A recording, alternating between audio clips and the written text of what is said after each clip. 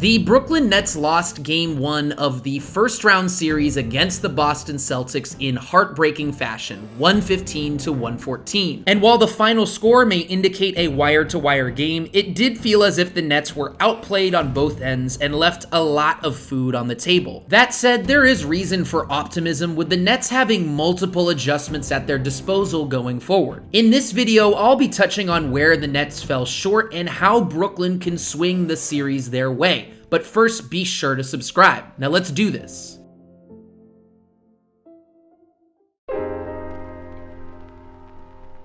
First and foremost, it'd be prudent for the Nets to switch back to their regular season matchups, with Andre Drummond on Daniel Theis, Kevin Durant on Al Horford, Bruce Brown on Jason Tatum, Seth Curry on Jaylen Brown, and Kyrie Irving on Marcus Smart. In Game 1, Steve Nash had Seth Curry guarding Daniel Theis to keep KD glued to Jason Tatum, and the Nets predictably got crushed on the offensive glass. Which seems even more ridiculous in hindsight because it wasn't like Kevin Durant did an especially effective job on Jason Tatum. It is absolutely crucial for Brooklyn's tallest players to crash the defensive glass on every possession versus Boston's double big lineup. With Andre Drummond switched out onto Jason Tatum, Kevin Durant needs to rescue Brooklyn's smallest players, Seth Curry and Kyrie Irving, on the glass versus Daniel Theis instead of ball watching. I thought the Celtics were incredibly tactical with their screening actions to create mismatches. On the very first Boston play of the game, Marcus Smart screened for Jason Tatum to give him the matchup versus Kyrie Irving for free throws. And on the Celtics' second to last possession of the game, Boston involved Brooklyn's only rim protectors Nick Claxton and Kevin Durant in decoy action, which emptied the paint for a very powerful Jaylen Brown drive versus Bruce Brown. The Celtics, who by the way are coached by former Nets assistant Ime Udoka, also preyed on Brooklyn's overzealousness to switch Nicholas Claxton on defense. With Claxton pulled away from the rim here versus Peyton Pritchard, the Nets basically have no size to double Jason Tatum and then bother a cutting Daniel Theis. I think I'd prefer if Seth Curry just fought over Jason Tatum's screen in the first place to keep Claxton closer to the rim. Forcing Brooklyn's tallest, most versatile defenders to navigate screens was also a stroke of genius from Boston. Nick Claxton is great at many things on defense, but getting around a Derek White back screen which faces the opposite baseline is not one of them. This forces help from Kevin Durant as the low man, opening up the corner three for Grant Williams. Let's be real for a second though, Brooklyn made it so tough on themselves with countless mental errors defensively, which is inexcusable in the postseason. This type of transition defense after a free throw is maddening. Blow-bys were also commonplace on Sunday. Irving preemptively tries to jump Al Horford's screen and gets lost in the process for the layup. Speaking of Irving, for as great as he was offensively, this closeout versus a sub 31% three-point shooting Derek White leaves a lot to be desired. His co-star Kevin Durant might have had his worst defensive game of the season. Helping from the strong side of the floor is a big no-no. This is Bruce Brown or even Andre Drummond's rotation to make if the Nets wanted additional rim protection versus Jason Tatum, and instead the Celtics end up with a corner three. In my opinion, this was Brooklyn's worst defensive play of the game. Kevin Durant does a terrible job getting around this Marcus Smart screen, and for some reason, barely 6-foot Patty Mills is in drop coverage like he's Rudy Gobert? Huh? Versus the sweet pull-up shooting Jason Tatum of all players? Make it make sense. This is probably more of a question for Brooklyn's coaching staff, but I would love to know why Brooklyn's best rim protector and rebounder was glued to the corner against the worst outside shooter on the floor instead of tangling with Al Horford, who ends up tying up the game with a layup.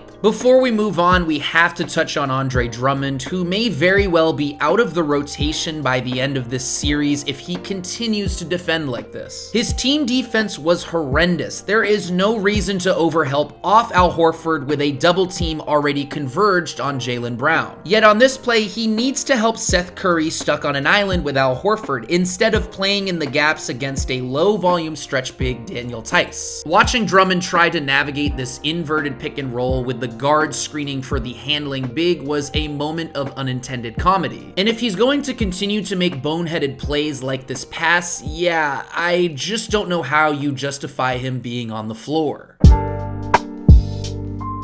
Drummond's big man counterpart, Nicholas Claxton, was mostly sensational in Game 1. He's taken such a tremendous leap this year as a weak side helper, here bothering Marcus Smart's layup as the low man and then elevating with an explosive second leap to grab the rebound over Al Horford. I absolutely love how Clax shades early help here to dissuade the Jason Tatum post-up before recoiling back to the weak side and then springing the perfect double team onto Tatum and hanging in isolation. Here, the Celtics run wedge action with Jason Tatum screening for Al Horford to give Horford post position, and so Claxton bails Kevin Durant out when Durant gets nailed by the screen by switching on to Horford, and then he has the awareness to fly in for the block against Derek White. Just perfect. Claxton's impact on the offensive glass was absolutely tremendous, and if he's going to continue to be this aggressive on both ends of the floor, there is a real case for him to start at center. Of course, he wasn't without his flaws. Jason Tatum gave him some trouble in isolation. Here, he needs to angle his stance toward the help of Bruce Brown in the middle, who can basically ignore Derek White and Daniel Theis, instead of toward Jason Tatum's preferred right hand. And here's Clax again, allowing Tatum to go right instead of funneling him toward the sea of net bodies in the middle. I thought it was a really smart move from Brooklyn's coaching staff to have Brooklyn's smallest players, Patty Mills and Seth Curry specifically, hedge pick and rolls instead of serving them up on a platter with easy switches. Jason Tatum and to a lesser degree Jaylen Brown hunting Brooklyn's smallest players after switches was a big worry of mine before this series started, so let's see that again. By having Patty Mills hedge this pick and roll and stick with Jason Tatum for an extra second to buy Kevin Durant time while recovering before flying back to his original assignment, Marcus Smart, well, that's a great workaround to this potential problem. Perhaps Brooklyn's biggest breakthrough was its defensive coverage against Jason Tatum in the fourth quarter, trapping pick and rolls to get the ball out of Tatum's hands and forcing the other Celtics to make decisions while the Nets recovered proved to be a wise decision. And by sending multiple bodies Jason Tatum's way, the Nets went +8 in the fourth quarter minutes that Tatum was without Jaylen Brown and Marcus Smart. Alright, I guess we should talk about Brooklyn's offense.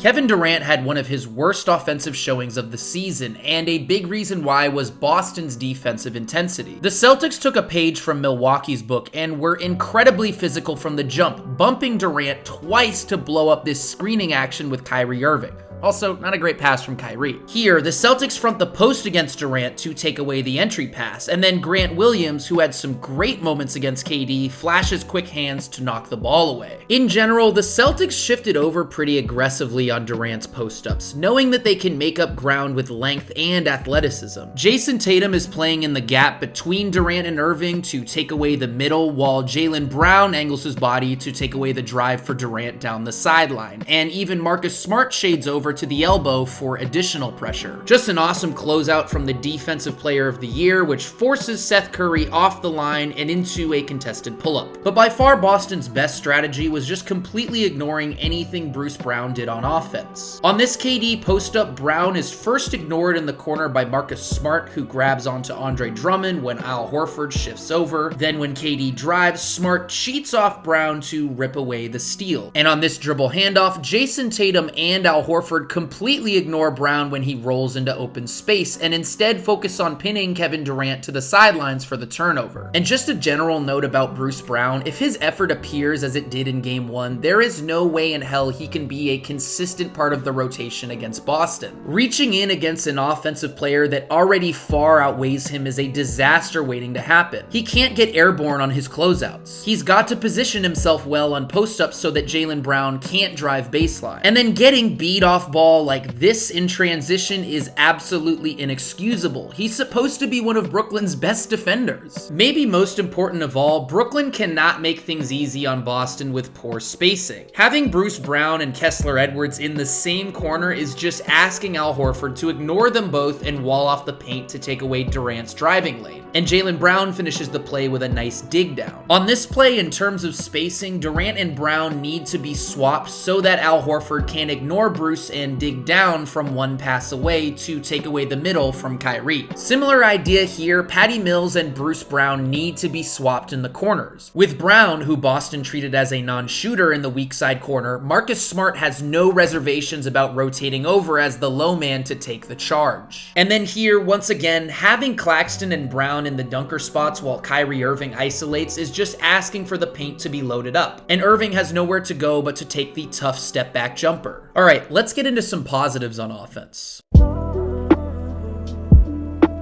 While Al Horford was absolutely incredible on defense, switching assignments with ease on both of Brooklyn's stars, Boston's other big, Daniel Theis, is a big exploit for the Nets. Brooklyn scored 166.7 points per 100 possessions when Theis was the solo big. And Kyrie Irving largely got himself going in the first half by targeting Theis in the drop coverage, which is how Boston prefers to use him in the pick and roll. Switching Theis was just as fruitless for Boston. Also, a big shout out to Bruce Brown and Nicholas Claxton for diving to the rim to clear out the paint and let Kyrie cook. Rendering Theis useless defensively and playing him off the floor will be huge going forward. Boston had a plus 41 net rating in the minutes that Theis and Horford shared the floor, mostly due to dominance in rebounding, so eradicating these lineups will be crucial. Earlier, we focused on Brooklyn's bad spacing, but the Nets also had some good moments as well. Having Kyrie Irving instead of Bruce Brown or even Goran Dragic at the adjacent wing makes it much tougher for Marcus Smart to gap at the nail and take away Kevin Durant's mid-range pull-up. And the same thing goes for Seth Curry, who burns Grant Williams for shifting over to Durant. Using Durant as a screener for Curry and Irving, or vice versa, is a great way to stress the defense because it forces Boston's defenders to guard the action 2-on-2 against multiple self-creators. I'd actually like to see the Nets replace some of Durant's isolations and post-ups with pick and rolls involving Brooklyn's starting backcourt. Using Durant in more dynamic situations off the ball is another way to get him going, similar to how the Nets used him last year next to Harden. Having Durant peel off the screen into a handoff is much more lethal than having him take multiple dribbles into isolations or post-ups. In fact, 29.2% of Durant's shots in Game 1 came off 7 dribbles or more, compared to just 16.7 off 0 dribbles. Compare that to the regular season, where just 15.7% of his shots came off 7 or more dribbles, and his most frequent shot type came from 0 dribbles at 29%. Speaking of movement, the Nets cannot have possessions like the one here. Nothing about this play even remotely moves the defense. It's just incredibly stagnant. Juxtapose that to this play, where Patty Mills creatively cuts through and completely fries Jaylen Brown, who is already not a great off-ball defender, opening up the 3 for Goran Dragic. Brooklyn's role players need to do this more. Avoid standing around and make impromptu cuts to make the defense think for a second. It's just too easy right now. And then I saved my favorite clip for last. It was definitely the best set of the game. The Nets first broke into their patented scissor set with Andre Drummond catching the ball at the top of the circle and Kevin Durant and Kyrie Irving, two of Brooklyn's most dynamic off-ball players, coming together and screening for one another. But the scissor action ends up being a decoy. Brooklyn then flows into Chicago action with Seth Curry flying off a pin-down screen which faces the baseline from Kevin Durant into a dribble handoff from Andre Drummond. Jaylen Brown wrongly helps from the strong side on Curry's drive, opening up the corner 3 for Bruce Brown. And here's the play in full speed so you can catch everything. It's just blissful.